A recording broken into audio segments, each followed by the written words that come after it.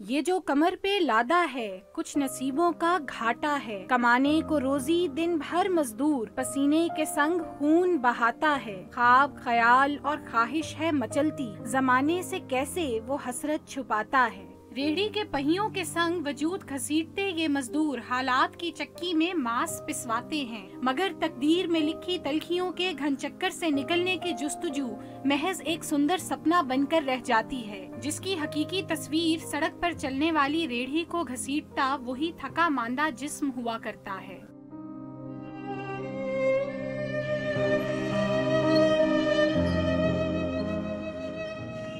रमजान में रोजा रख कर मजदूर जहां फख्र महसूस करता है, वहीं वो ये सोचने पर भी मजबूर होता है कि उसका रोजा सिर्फ गरूबे आफ्ताब तक का होगा या उसके बाद भी। रात को घर जाता हूँ, हड्डियों में दर्द हो जाता है और मजबूरी से सुबह को वापस आना पड़ता है। हड्डी के लिए, घर का खर्चे के लिए मजबूरी होती है ना। मजदूर के दिल में भी फल खरीदने की हसरत जागती है, मगर फिर जेब में पड़े नोट देखकर अंदाजा करता है कि अभी और कितना पसीना बहाना है जो आज की अफ्तारी का बंदोबस्त करे। मेरे 70 साल उम्र है, मैं काम नहीं करता हूँ, इसमें कोई इतना पैसा मुझे हमने रोजा रखे तो पैसे नहीं मिलता कि हम शाम को रोजा खोले।